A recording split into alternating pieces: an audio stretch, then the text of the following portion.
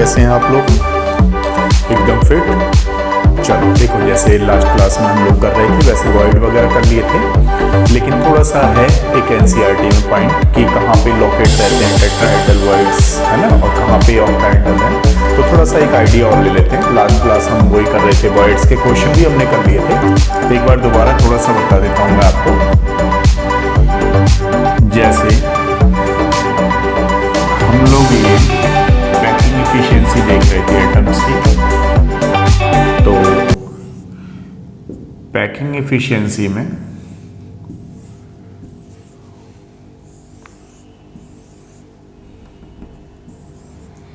इस तरीके से, ठीक है। अब इस पैकिंग एफिशिएंसी में ध्यान रखिएगा कि जैसे सपोज करिए ये एक वॉइड, एक एटम आपको यहाँ पे दिखाई दे रहा है और दो एटम आपको यहाँ पे दिखाई दे रहे हैं, ठीक है। इन दोनों एटम के ऊपर मान लीजिए अगर एक एटम रख दिया जाए तो ये किस तरीके का बन गया, टेट्राहेड्रल टाइप का वॉइड। लेकिन मान लीजिए अगर हमारे पास इस तरीके से आ जाएंगे तो टेट्राहेड्रल वॉइड इस तरीके से हो गया। अगर ये इस तरीके से आ जाए तो ये फिर क्या हो गया, ऑक्टाहेड्रल वॉइड्स। यानी कि इसको थोड़ा सा ऐसा समझते हैं, है ना, ये कुछ लेयर्स इस तरीके से होगी, लेकिन हो सकता है आपको ये अभी समझ में ना आए। तो अब इसको कैसे समझना है आपको, थोड़ा सा ध्यान दीजिए। मान लीजिए एक एटम यहाँ ऊपर है और दो एटम नीचे है, तो वन एटम ऊपर है और दो एटम नीचे हैं। इनके दोनों के, तीनों के ऊपर एक एटम हमने रख दिया, तो जो ये एम्प्टी स्पेस बिटवीन एटम्स है that is called the voids. लेकिन क्योंकि ये कितने से है, कितने एटम के बीच में, 4 एटम के में, इसलिए हम इसको क्या बोलेंगे, टेट्राहेड्रल वॉइड्स।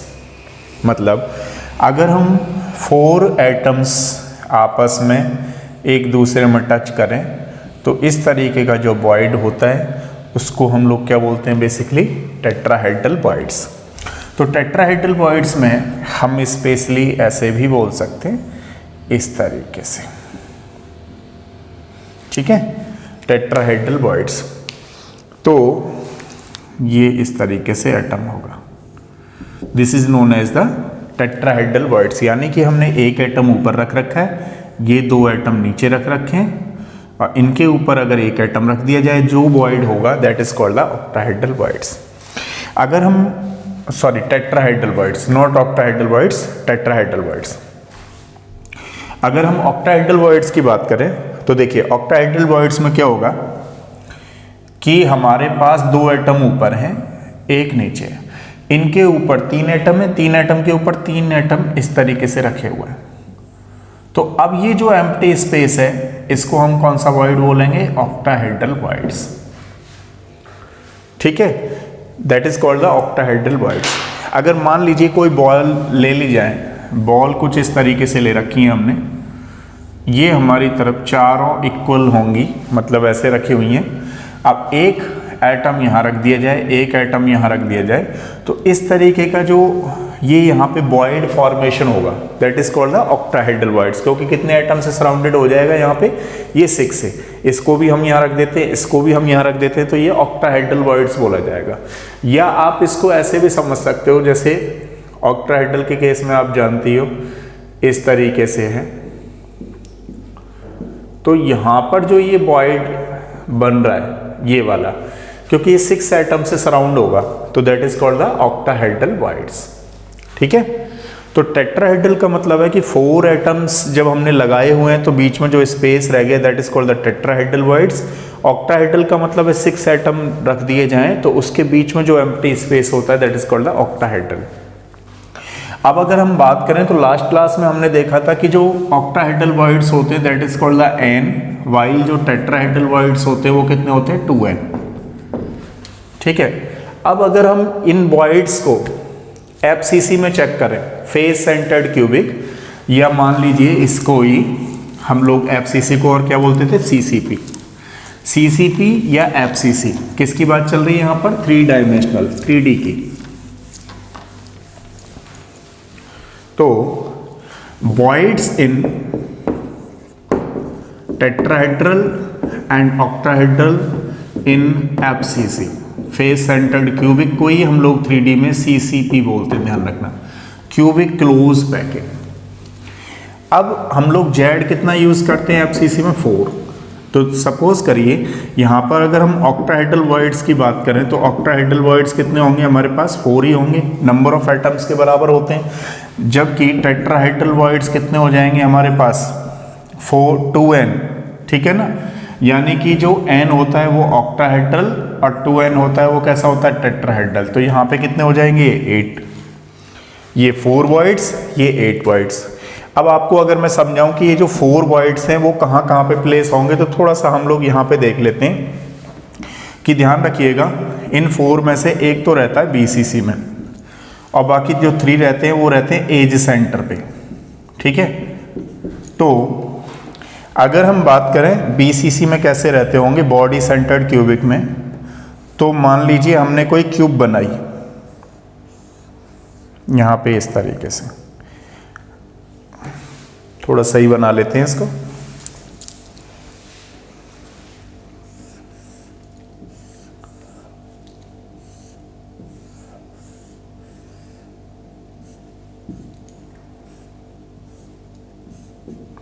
ठीक है, अब देखो फेस की अगर मैं आपसे बात करूं तो एक फेस सेंटर्ड ये 1 2 6 होंगे टोटल, 3 4 5 एंड 6, यहां पे ये हो गए। अब क्या हुआ कि जैसे ये एटम आपस में एक को टच करो, ठीक है, इस तरीके से, ये एक प्लेन में जाता हुआ इस तरीके से, ठीक है ना, ये इस तरीके से, तो एक हमारे पास क्या बना हुआ है, ये प्लेन बना हुआ है। अब ये प्लेन बना हुआ है फेस सेंटर्ड पे, तो एक एटम यहाँ पे और एक एटम इधर से, तो टोटल किस तरीके का हो गया हमारे पास, उस तरीके का ही हो गया जो हम कह रहे थे, ऑक्टाहेड्रल वॉइड्स बोला जाएगा। इस तरीके से रखा हुआ है, तो ये जो है बॉडी सेंटर्ड बोला जाएगा क्योंकि ये बॉडी में, तो बॉडी सेंटर्ड। अब अगर हम यहाँ कंसीडर करें तो ऐसे ही यहाँ पे बनेगा, ठीक है, इस तरीके से। तो इसमें एक बॉडी सेंटर्ड, मतलब अगर ऑक्टाहेड्रल वॉइड्स हमारे पास 4 हैं जिनमें से एक क्या होगा, BCC।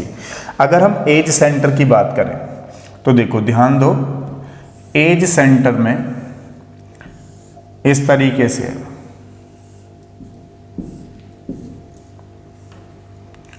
अब ये कॉर्नर वाले एटम है, ये कॉर्नर वाले हो गए। अब ये फेस है, फेस सेंटर्ड के एटम है, ठीक है, ये फेस सेंटर्ड के, तो हम एक ऊपर वाला भी कंसीडर करेंगे एज का, ठीक है।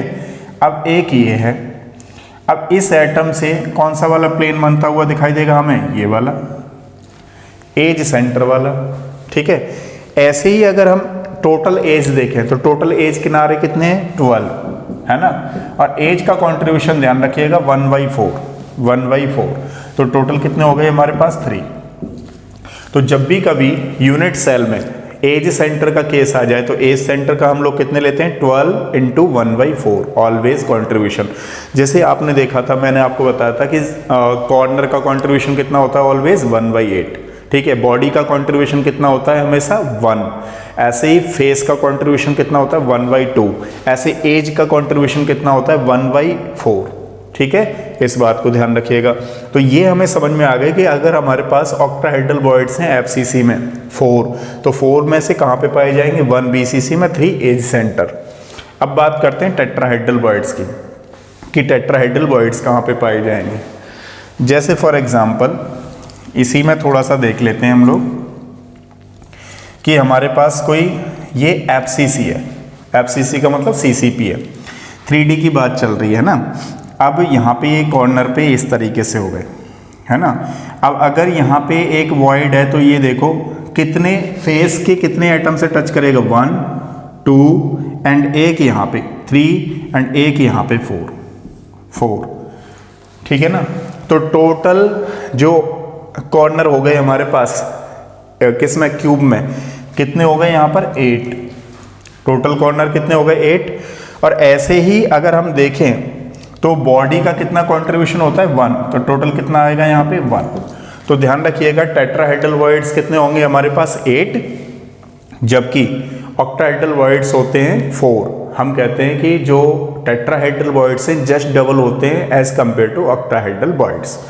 तो यहाँ पे इस तरीके से 1 BCC में 3 एज सेंटर में, जबकि यहाँ पर 8 टेट्राहेड्रल बॉइड्स होंगे। किसकी बात चल रही है? FCC की 3D की, 3 dimensional.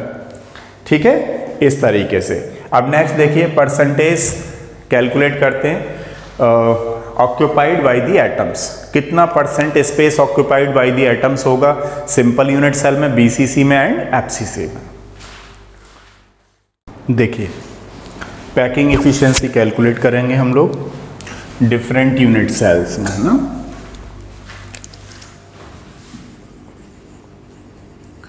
Calculation of packing efficiency कि कितना परसेंट स्पेस ऑक्यूपाइड हुआ बाय द एटम्स और कितना एम्प्टी रहा। ठीक है, 1 बाय 1 करके करते हैं। सबसे पहले करते हैं सिंपल यूनिट सेल का। सिंपल यूनिट सेल, देखिए अगर हम सिंपल यूनिट सेल की बात करें तो ये सिंपल यूनिट सेल कुछ इस तरीके से होती है। इसमें कोई भी स्पेस नहीं होता है, एक एटम दूसरे एटम से टच करता है। This is the simple unit cell. अब जब हम इसको बना रहे थे तो कुछ इस तरीके से बना रहे थे। This is the simple unit cell. तो हम क्या कह रहे थे? Each atom present at the corner of the cube. Each atom present at the corner of the cube. लेकिन this atom is touching to each other like this. अगर हम इसको ऐसे बना ले तो ज़्यादा बेटर रहेगा। ठीक है, ये एक दूसरे में टच करते हुए। अब देखिए यहाँ पे हमने एज लेंथ मान लिया ए इज द एज लेंथ। तो बताइए एज लेंथ किसके बराबर होगी? ए इज इक्वल टू 2r के बराबर। r is equal to 2r। Each atom touching to each other in simple unit cell. अब देखिए जरा, अगर हम बात करें volume of sphere, volume of sphere क्या होता है बताओ? 4/3 πr³। ठीक है, वॉल्यूम ऑफ स्फीयर। अगर हम इसमें बात करें कि z की वैल्यू कितनी थी, तो z केवल एक ही था। अगर हम z यहाँ मल्टीप्लिकेशन भी कर दें तो भी 1 आएगा। तो वॉल्यूम ऑफ स्फीयर हमारे पास सिंपल यूनिट सेल में कितना रहने वाला है? 4/3 πr³। अब वॉल्यूम ऑफ क्यूब देखें तो वॉल्यूम ऑफ क्यूब होता है, हमेशा ध्यान रखिएगा, a क्यूब। अब a की वैल्यू किसके बराबर है? 2r के बराबर है। तो 2r का क्यूब मतलब 8r³। अगर हम percentage space, percentage of space occupied by atoms निकालें, ऑक्यूपाइड बाय एटम्स, तो देखो एक हमारे पास फॉर्मूला होता है volume of sphere, volume of sphere divided by volume of cube into 100। ठीक है, इस तरीके से ये फॉर्मूला ध्यान रखिएगा। कितना परसेंट स्पेस ऑक्यूपाइड हुआ बाय दी एटम्स, तो हमारे पास फॉर्मूला है volume of sphere divided by volume of cube into 100। Volume of sphere कितना आया हमारे पास? 4/3 πr³। ठीक है, डिवाइडेड बाई यहाँ पे कितना है हमारे पास? 8r³। r³ से r³ कैंसिल हो जाएगा। ठीक है, कितना आएगा हमारे पास? आप कैलकुलेट करोगे तो 52 पॉइंट समथिंग आएगा, है ना, 4% जो भी है। Space occupied by the atoms है। अगर आपसे अनऑक्यूपाइड पूछ ले तो अनऑक्यूपाइड में से 100 में से माइनस कर दोगे तो that will be the unoccupied. ठीक है, this is for simple unit cell. अब बात कर लेते हैं BCC की।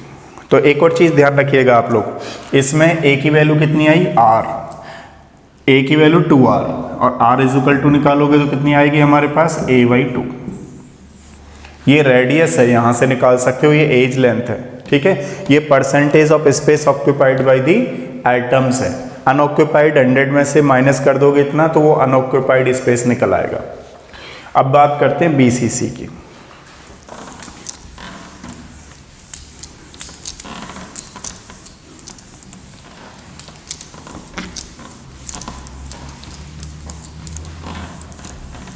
देखिए बीसीसी में बॉडी सेंटर्ड क्यूबिक बोलते हैं इसको।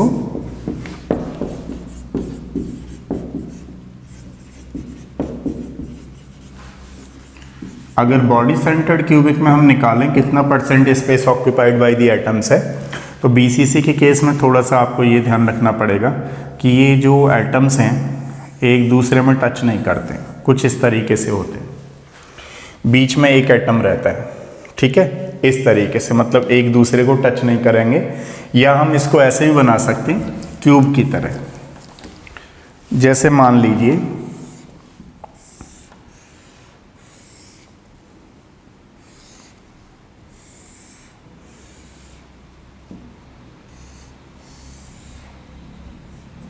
ये हमारे पास है, एक एटम हमने यहाँ लगा दिया, सही बन रही है क्यूब, ठीक है। अब एक एटम हमने यहाँ लगा दिया, each atom present at the corner of the cube, एक एक एटम कॉर्नर पे हो गए। थोड़ा सा और सही करना चाहें इसको तो और सही कर लेते हैं एक बार।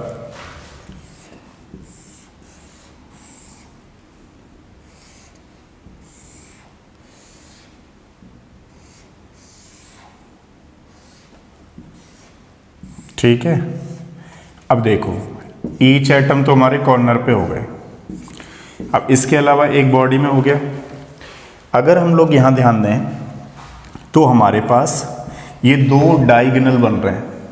एक तो कौन सा वाला होगा बताओ हमारे पास, ए बी सी यहाँ पे बोल दिया जाए और एक यहाँ डी बोल दिया जाए। तो एक तो देखो ये वाला जो बन रहा है, एक तो हमारे पास ये बनेगा। तो राइट एंगल ट्राइंगल की बात चल रही है यहाँ पे। एक तो हमारे पास राइट एंगल ट्राइंगल कौन सा हो गया, ए बी सी। एक राइट एंगल ट्राइंगल हमारा इसकी वजह से हो जाएगा, इसकी वजह से, ये जो बॉडी में एटम प्रेजेंट है ना, इसकी वजह से। तो एक कौन सा हो गया हमारे पास right angle triangle, A C D, और एक कौन सा हो गया हमारे पास, ए बी सी। ठीक है, तो पहले बात करते हैं हम वॉल्यूम ऑफ स्फीयर की। वॉल्यूम ऑफ स्फीयर कितना होता है बताइए, 4/3 पाई आर क्यूब। ठीक है, और बीसीसी में, in BCC number of atoms per unit cell कितने होते हैं, 2। तो यहाँ पे पुट करेंगे तो कितना आ जाएगा, 2 एटम्स की वजह से जो वॉल्यूम होगा स्फीयर का वो कितने होने वाला है, पाई आर क्यूब। तो आप इसको कितना बोलेंगे, 8/3 पाई आर क्यूब। ये टोटल वॉल्यूम आ गया स्फीयर का। अब थोड़ा सा इसमें कैलकुलेट करना पड़ेगा आपने। Right angle triangle A B C, right angle triangle A B C is equal to क्या आने वाला है, ए बी स्क्वायर, ये पैथागोरस थ्योरम है, plus A C square B C square, A B square plus B C square. ठीक है, यानी कि थोड़ा सा ध्यान देंगे, हमने यहाँ से यहाँ तक की को एज लेंथ मान रखा है ए। इसका मतलब है, इसका मतलब हुआ ए स्क्वायर इज इक्वल टू कितना आ गया हमारे पास। या इसको एक थोड़ा सा मैं और आपको सिखाऊं, राइट एंगल ट्राइंगल तो हमारे पास आ गया ए बी सी। तो ए बी सी में से थोड़ी चीज़ें हमने यहाँ मिस्टेक कर दी। हमें क्या निकालना है पहले बताओ, हमें निकालना है ये फेस डायगोनल, ये वाला बॉडी डायगोनल है। तो right angle triangle A B C में हम लोग फेस डायगोनल निकालेंगे।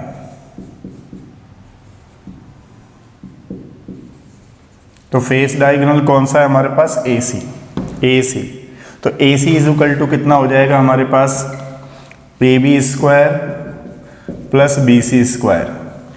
ठीक है, यानी कि हमने इसको एज लेंथ मान रखा है। आप इसको ऐसे भी लिख सकते हो, A square plus A square is equal to कितना आ जाएगा, 2a स्क्वायर। अगर मैं बाहर निकाल देता हूँ, अंदर लेता हूँ तो, नहीं तो बाहर निकालूंगा तो 2a आ जाएगा। ठीक है, मान लीजिए इसको बाहर ही निकाल दीजिए, तो बाहर निकाल दोगे तो 2a। अब ध्यान दिया आपने, एक हमारे पास फेस डायगोनल है ए बी सी। तो ए बी सी में हम क्या निकाल रहे हैं, ए सी, यानी फेस डायगोनल निकाल रहे हैं। तो A B square plus B C square is equal to कितना आ गया हमारे पास, 2a या 2a स्क्वायर, अगर उसको अंदर ले लेंगे तो। एक हमारे पास है बॉडी डायगोनल, है ना। राइट एंगल ट्राइंगल कौन सा बन रहा है, ए सी डी। तो ए सी डी, ठीक है, right angle triangle A C D. तो यहां पे क्या निकालेंगे हम, body diagonal. Body diagonal is equal to क्या आ जाएगा हमारे पास, ए डी। तो A D is equal to क्या आया, ए डी बॉडी डायगोनल है, A C square plus C D square, A C square plus C D square, ठीक है। तो यानी कि इसमें ए सी की वैल्यू हमारे पास कितनी आई हुई है, 2a स्क्वायर प्लस इसकी ए स्क्वायर इज इक्वल टू क्या आ जाएगा, 3a रूट 3a, ठीक है। इस तरीके से ये a बाहर लिखी हुई है, ध्यान रखना। अगर a को अंदर लिखोगे तो a स्क्वायर होगा, इसका ध्यान रखना है। अब जरा हम AD में रेडियस देखें। AD जो डायगोनल है, मतलब बॉडी डायगोनल है, वो कितनी r के बराबर है, तो ये हो गया हमारे पास 2r, ध्यान रखना। ये हो गया हमारे पास r और ये हो गया r, यानी कि जो बॉडी डायगोनल है AD is equal to 4r। Body diagonal is equal to 4 times of radius, ठीक है, r के बराबर है। तो हम लोग क्या लिखेंगे, AD is equal to 4r, ठीक है। और AD की वैल्यू कितनी निकाली है हमने, AD की वैल्यू कितनी निकाली है वहां पर, तो root 3a is equal to कितना आ जाएगा, 4r। ध्यान रखिएगा BCC में ये हमारे पास r की वैल्यू आप यहां से निकाल सकते हो, अदरवाइज हम लोग a की वैल्यू निकालेंगे तो a इज इक्वल टू क्या आ जाएगा हमारे पास, 4r डिवाइडेड बाई रूट 3, ठीक है। अब ये a की वैल्यू निकलेगी, और वॉल्यूम ऑफ क्यूब क्या होता है बताओ, ऊपर थोड़ा सा कर देते हैं, है ना।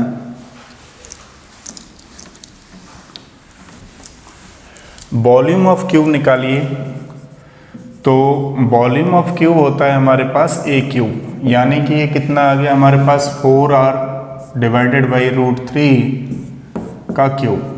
तो आ गया हमारे पास 64r cube divided by 3 root 3, ठीक है। ये हमारे पास निकले आया वॉल्यूम ऑफ क्यूब। अब क्या करेंगे, इस परसेंटेज स्पेस तो आप लोग क्या जानते हो, percentage of space occupied by atoms, है ना, स्पेस ऑक्यूपाइड बाई एटम्स। क्या करेंगे, वॉल्यूम ऑफ स्फीयर, थोड़ा यहाँ से हटाना पड़ेगा, ठीक है, हटा दें। यहाँ तक तो आप लोग समझ ही गए हो, तो देखो थोड़ा सा यहाँ कर लेते हैं, volume of sphere divided by volume of cube into 100, ठीक है। वॉल्यूम ऑफ स्फीयर देखो कितना आ रहा है, 8/3 पाई r क्यूब,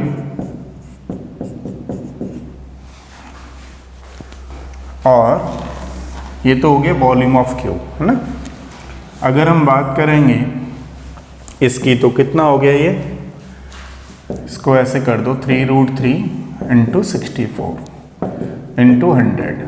जब आप इस पूरी कैलकुलेशन को करोगे तो आंसर आएगा 68%। तो volume of percentage space occupied atoms in BCC will be 64%, 68%।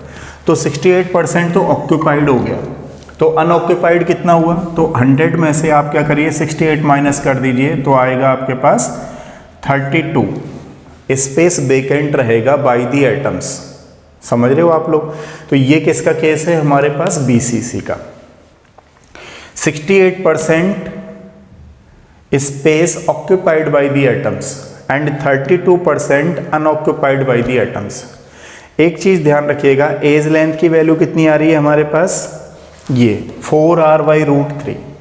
ये BCC के लिए, r आप लोगों से क्वेश्चन पूछ ले तो r आप यहां से निकाल सकते हो, ठीक है। BCC के केस में आपको r की वैल्यू पता होना चाहिए, एज लेंथ पता होना चाहिए, इस तरीके से।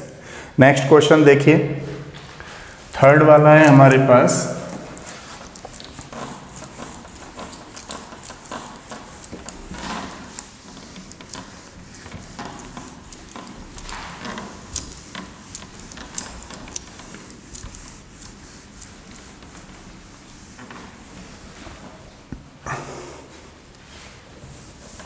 FCC, फेस सेंटर्ड क्यूबिक, है ना।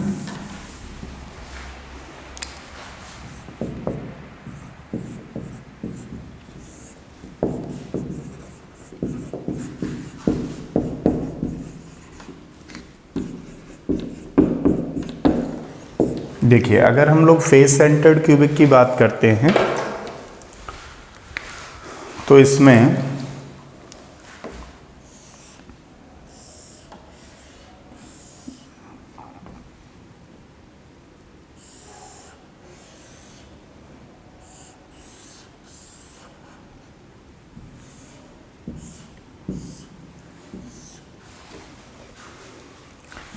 इस तरीके से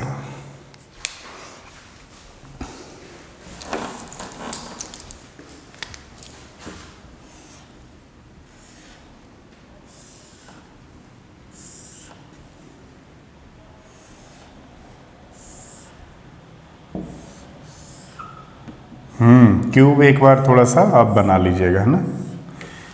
अब हम अगर बात करें फेस सेंटर्ड की, तो फेस सेंटर्ड हमारे पास इस तरीके से, ठीक है। अब ये कॉर्नर पे हो गए। अब एक एक एटम आप फेस पे रख दो, ये ऊपर एक नीचे, ठीक है, हमने रख दिया।